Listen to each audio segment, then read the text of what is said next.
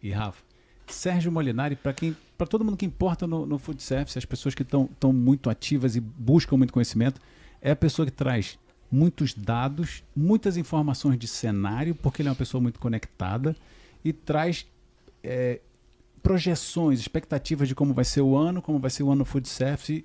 Quando eu penso no estabelecimento, como é que eu vejo? Eu falo, olha, eu tenho duas coisas para fazer. A primeira é, se o mercado vai crescer pouco, ou no caso do atendimento presencial, não vai nem crescer, eu tenho que ocupar mais espaço. Aumentar o quê? Minha participação no mercado. Então eu tenho que pegar uma, duas, três idas a um restaurante de um outro consumidor que iria num outro restaurante e falar, cara, vem no meu que é mais legal. Você ia fazer um happy hour, ia tomar umazinha? Vem no meu que é mais legal. E tenho que garantir que o cara venha e volte, né? Porque não adianta só o cara vir a primeira vez e não fidelizar. Então eu tenho uma coisa que a gente historicamente chama de jogo de rouba-monte. Eu tenho que ser o cara que justifique a grana do consumidor. A grana, a visita dele, o retorno dele. Mais do que antes. Por quê? Porque o crescimento do mercado por si só não é o suficiente. A outra parte é o quê? É entender onde que tem esses outros crescimentos se não é no presencial. E aí eu vou trazer, talvez, dois exemplos que para mim são muito marcantes. Um deles é o delivery, né? Quer dizer, o delivery, ele já não cresce de uma forma bombástica como cresceu, né, perto da pandemia. E se você me permite até, vocês conhecem delivery melhor do que ninguém, mas tem uma coisa, vou abrir aqui uma janelinha. Você falou da feira lá de restaurantes do NRA nos Estados Unidos, que a gente frequenta há muitos anos. Em 2019, eu saí de uma palestra lá e, em algum momento da palestra, o palestrante, que é um dos caras mais importantes que palestram quase todo ano lá, ele falou, o mercado de alimentação fora do lar, uma coisa mais ou menos assim, mercado de alimentação fora do lar é um mercado que compreende refeições, lanches e bebidas preparados fora de casa, incluindo delivery e take-out. Falei, o cara contou nada de zero de novo. Mas para que ele falou que inclui take-out e delivery se sempre incluiu? Por quê? Porque take-out e delivery é alimentação, é refeição preparado fora de casa. Então é fora do lar. Mas se ele está informado, ele sabe que ele não pode contar como mercado com um crescimento acelerado. Ele sabe. Então o que ele faz? Ou ele tem uma estratégia de investimento que está apoiado num crescimento seguro, mas pequeno, né?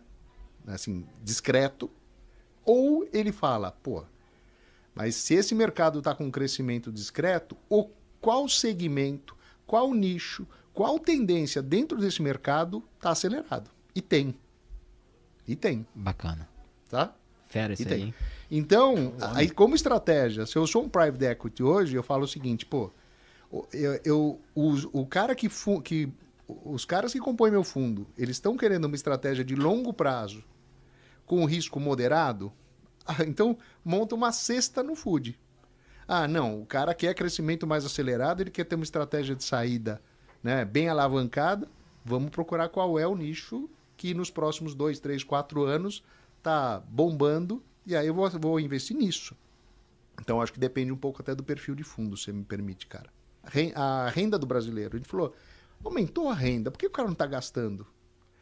Primeiro, ele não está gastando porque 30% da renda do brasileiro hoje está comprometida para pagar dívida.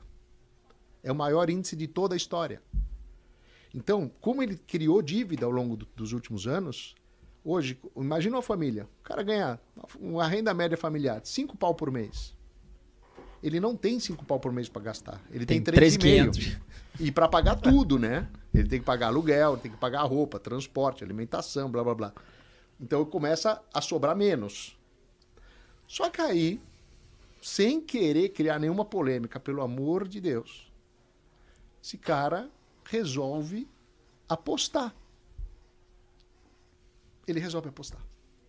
E aí você vê que 64% das pessoas, né, que apostam dizem que estão usando a sua renda principal e estão tendo problema desse dinheiro gasto no jogo afetando a sua disponibilidade. Eu ia te perguntar sobre isso.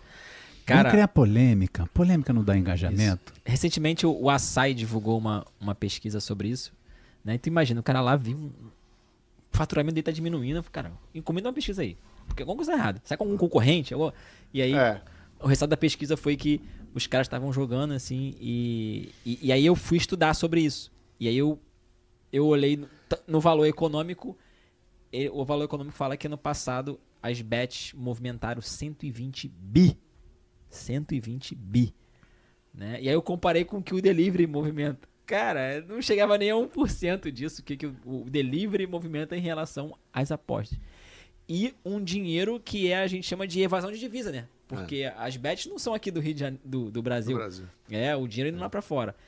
E então você acredita que isso pode estar impactando? Esse é um, sem dúvida. A gente não vê exatamente esse valor.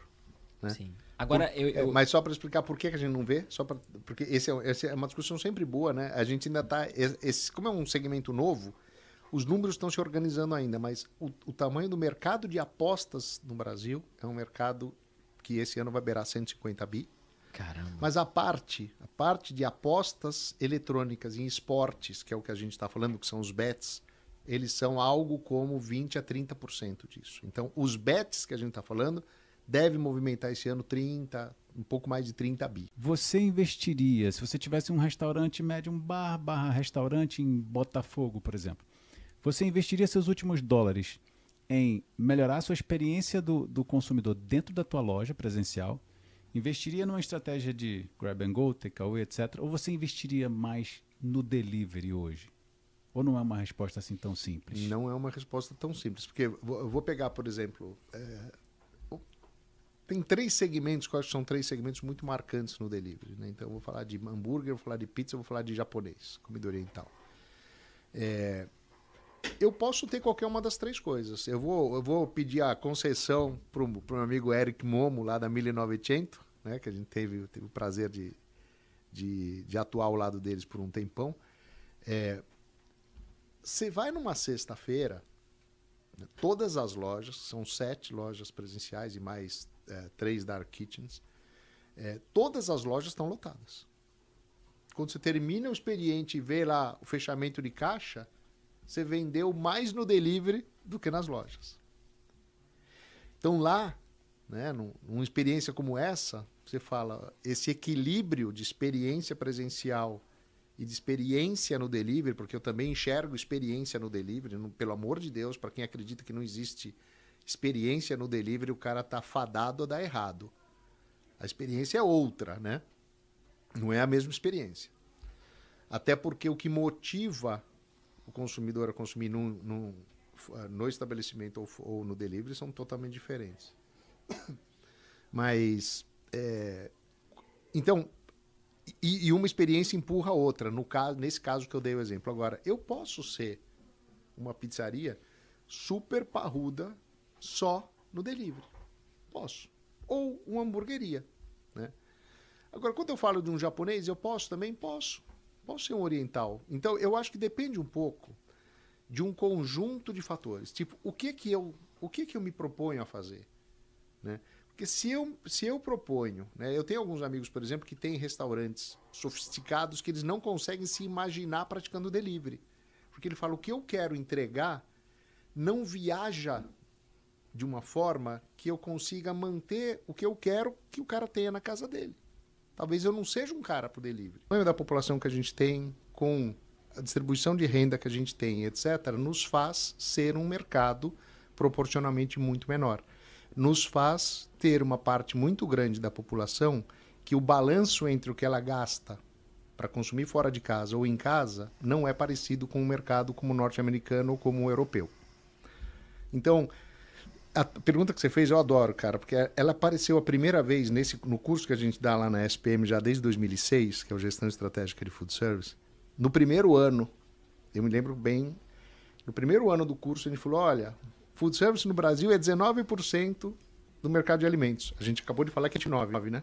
Sim. O primeiro ano do curso era 19, há 18 anos atrás. Era 19%. E a gente falava, Food Service nos Estados Unidos é 49%. há 18 anos atrás. Hoje é 53. O pessoal falava, e aí, vai chegar ou não chega? E eu falava lá, nunca vai chegar. Aí eu vou responder a tua pergunta agora. Nunca vai chegar. Nunca vai chegar, pelo menos enquanto nós aqui, que estamos aqui nesse podcast, estejamos ainda no mercado. Por quê? Porque depende de uma série de outras condições que não estão dadas no Brasil, né? E eu acho que essa é uma das belezas do mercado da gente. É a gente conseguir entender que a gente tem dentro de um mesmo país, Rafa, que a gente tem vários países diferentes no mesmo país, né? Então eu não tenho um país que ele é inteiro pobre e nem inteiro rico, mas que na média ele é menos rico do que os países europeus ou do que os Estados Unidos. E isso faz com que a gente tenha um país com um mercado de uma dimensão, de um potencial diferente. Dificilmente, né? A menos que a gente tenha alguma condição de enriquecimento absurdamente rápido da população que transforme a nossa pirâmide de cabeça para baixo em muito pouco tempo, não tem nenhuma razão para a gente imaginar que o nosso mercado tem que ser ou vá ser acima de 50% o food service no total da alimentação. E está tudo bem. A gente não precisa viver com... Isso não precisa ser um trauma para a gente, né?